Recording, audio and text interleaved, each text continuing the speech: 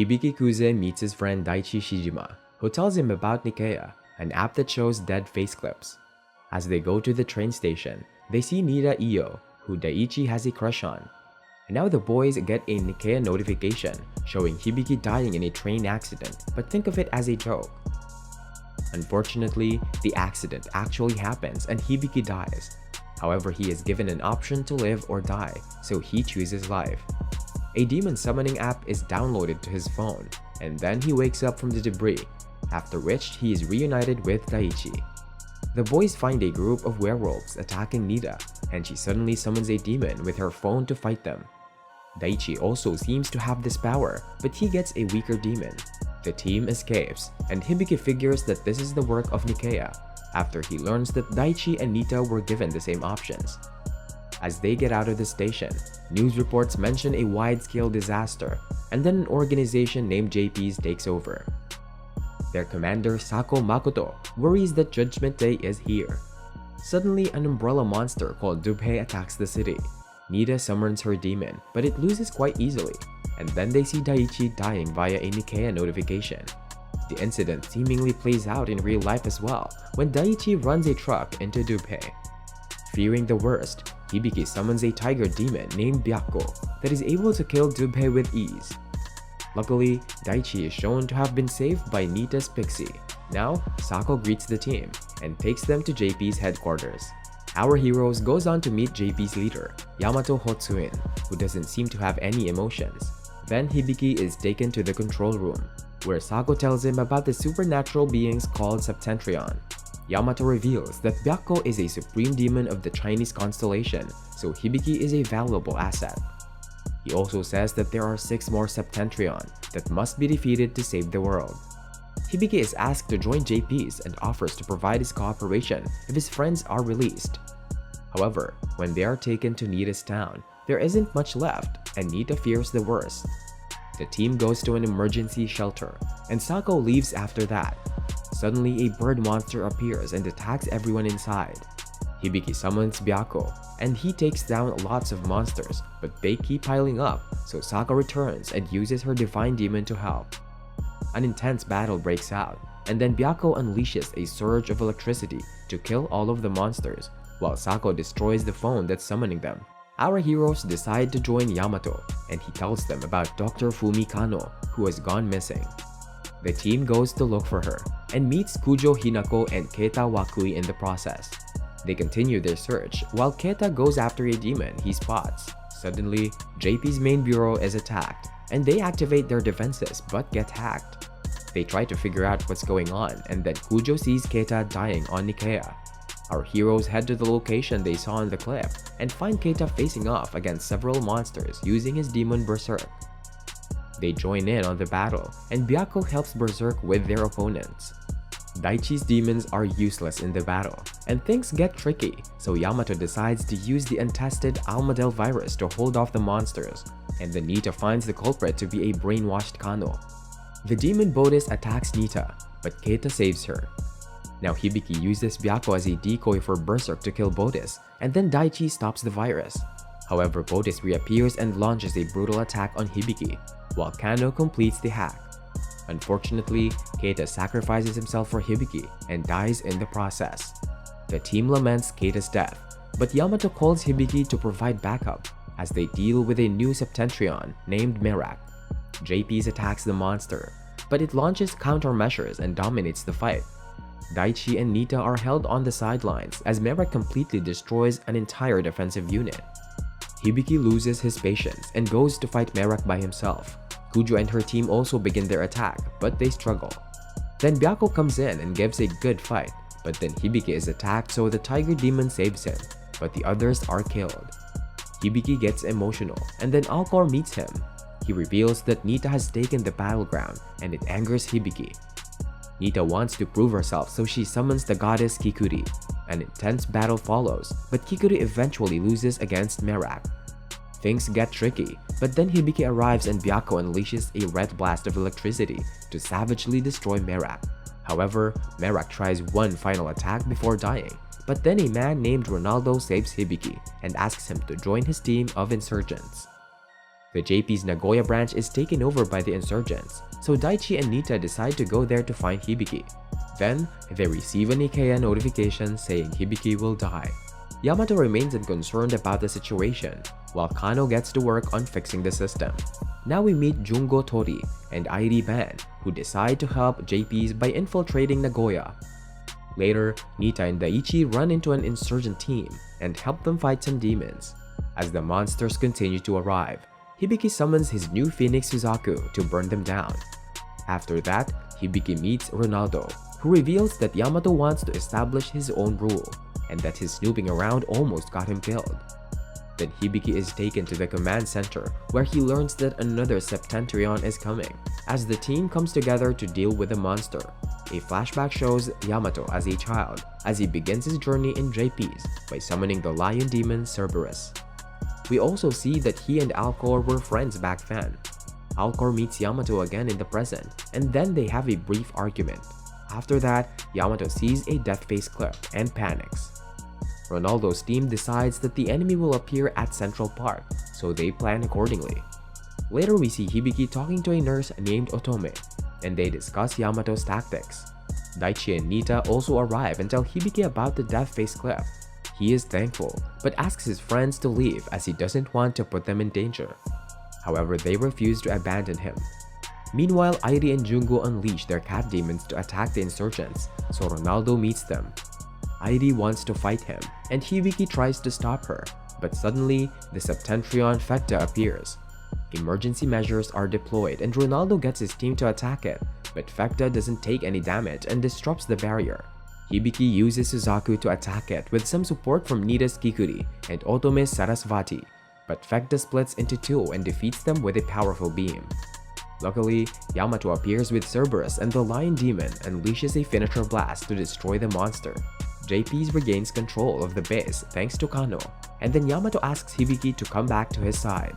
Ronaldo threatens Yamato, so he's about to unleash Cerberus, but Hibiki resists him with Byakko. That's when Alcor arrives and reveals that Yamato came here to save Hibiki. Hibiki is shocked to learn this and is presented with a choice. Suddenly, we see Alcor's friend Bifrons, who is summoned without a phone. Ronaldo tries to apprehend him, but Bifron defeats all his demons with one blow. Now, Alcor reveals that he was the one who gave everyone the summoning app to help them fight the apocalypse. He calls Hibiki the Sparkling One and refers to himself as the Anguished One. Yamato says that the Trinity Septentrion Megres will appear tomorrow and needs to be defeated by strong summoners. Considering his options, Hibiki agrees to join Yamato for now. Alcor disappears and talks to Bifrons and boasts about his feelings. Later, Hibiki and Daichi bond while Otome tells Nita about her origins. Then Joe leads the boys to a hilarious misunderstanding with Nita. Before heading out to battle, Sako tells the team that they need to attack all three Megres simultaneously to defeat it. The team learns that Kujo had survived the earlier attack, and then they are transported to the battlefield. Meanwhile, Kano identifies Nita as the sacrifice for the god Lu. In a flashback, Ronaldo gives Hibiki a pen drive containing his research on Yamato, and then everyone heads out to fight the three Megres. An intense battle breaks out, but Megres 1 is too strong for Ronaldo's team. Byakko manages to destroy the core of Megres 2, but it still manages to regenerate, as the other two are still alive. Meanwhile, Yamato uses Baal and Cerberus to hold off Megres 3, and tells the others that they must destroy the cores at the same time. Now our heroes see a death clip, showing Ronaldo's team dying, but they continue to fight. Airi loses her patience and summons the demon Lorelei to stab Megres 1. Now the three teams come together and an epic sequence follows that ends up killing the Megres. However, Megres 1 launches a final attack on Ronaldo's team. Airi is saved by Jungo, but Ronaldo and Otome don't make it. Hibiki struggles to deal with the situation, and then Alcor arrives. Hibiki asks for his help, but he says that this is humanity's trial for the supreme being Polaris. Then he reveals that he is also a Septentrion, who is the sword of Polaris. However, he is puzzled as to why he feels for humans because he shouldn't be able to do so.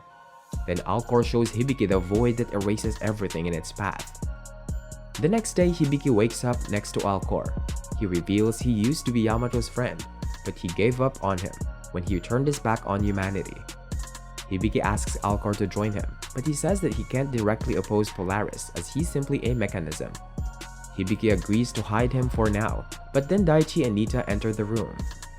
They panic upon seeing Alcor, so Hibiki calms him down.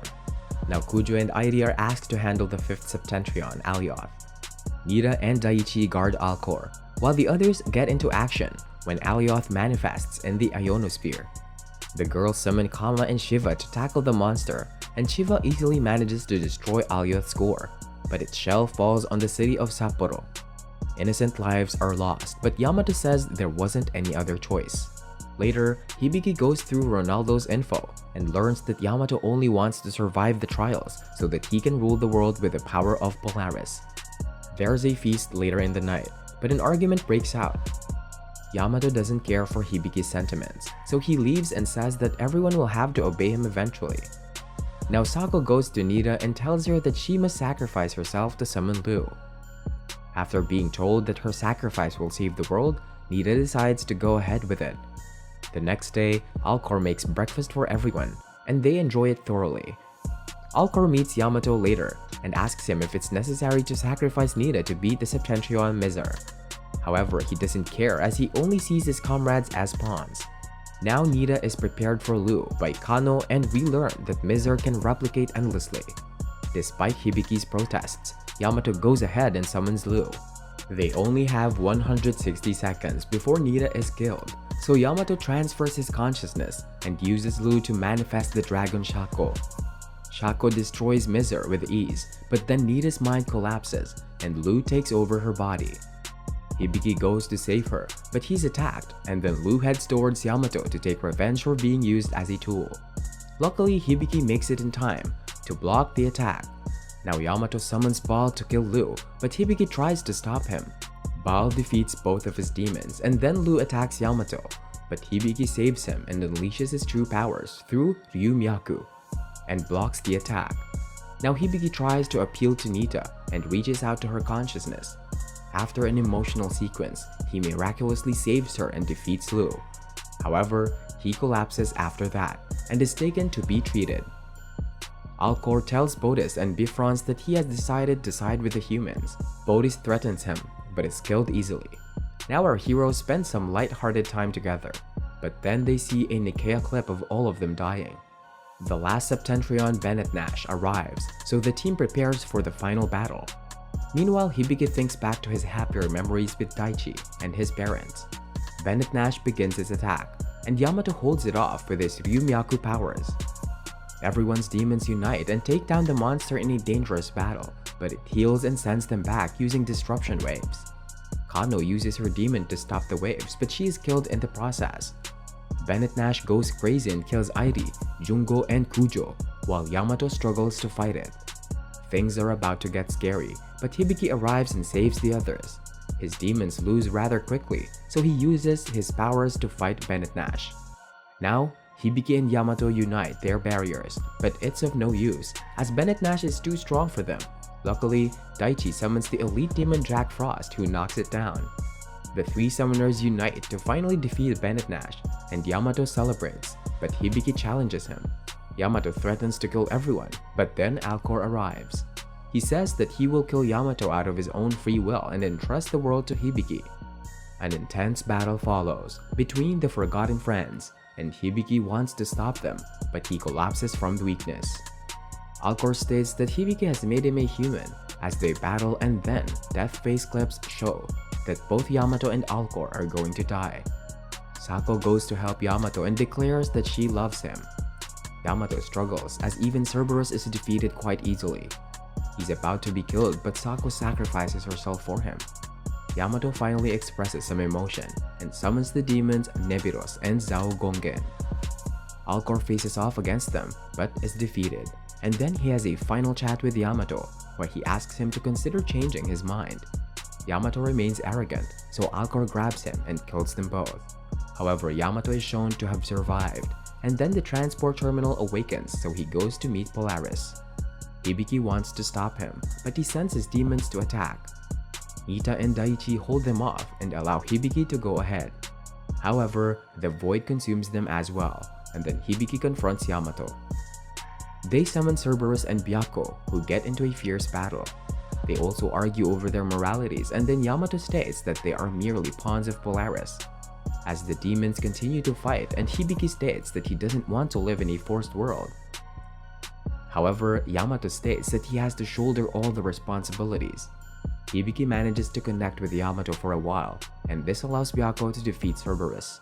But then Yamato loses it and fuses his other demons to create Satan and unleashes a finisher move.